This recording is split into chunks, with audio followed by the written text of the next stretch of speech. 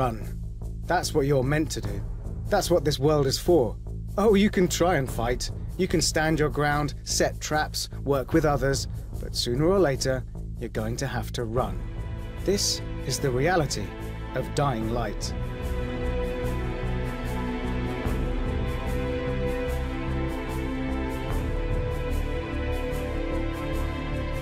It began as a sequel to the Dead Island series, but Dying Light is more than that now, with a new name, a new publisher, and a new agenda.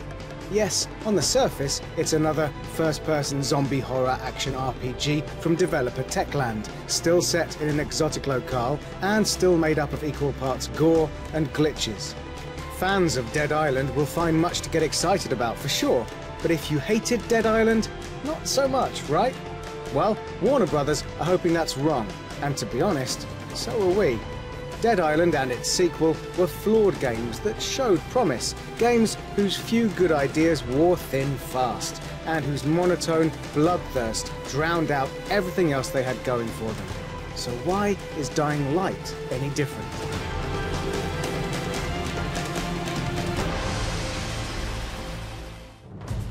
Dying Light has already entertained us more than both Dead Islands combined, and we've only played a small bit.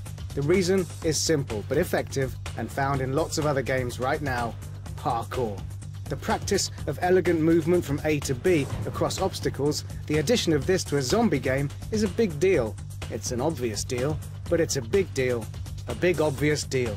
Crawling up pylons, scurrying over rooftops, and vaulting fences and walls, this agility, similar to Titanfall, is the edge you have over the other things that want to kill you. And as far as comparisons to Dead Island go, it makes all the difference. Now so many things fall into place. Yes, the action on offer is still dumb and violent, but now there's always a way out, or around. You can play smarter if you want to, and that gives the game a much wider appeal. The controls aren't quite Mirror's Edge, but they don't have to be to make you feel free and empowered, and those are powerful feelings.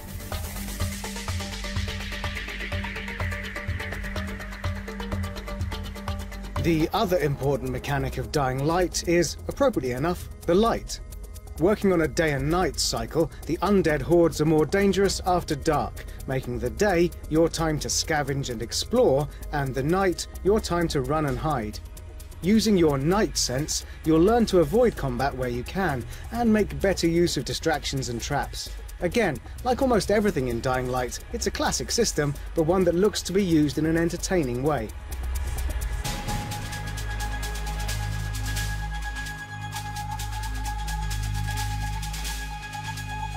Sadly, we can't say the same of the game's missions and objectives.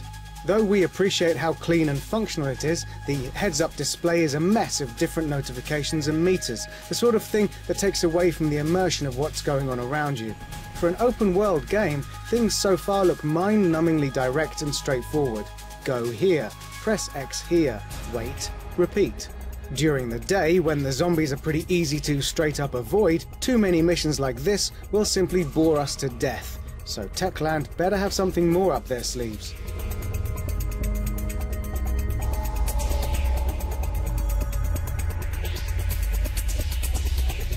We won't be surprised if Dying Light turns out to be extremely meh, as with so many other Techland games. But we really want to believe in this one. It's got a lot going for it, the parkour especially, but also some smaller ideas that were in Dead Island but not developed enough. Also, what's been shown off so far looks gorgeous, so let's hope it can stay that way when running on home consoles and not on a PC. Whatever the case, it's sure to be entertaining, and in the end, isn't that what zombie games are really all about? You know one thing for sure, we can't wait to run.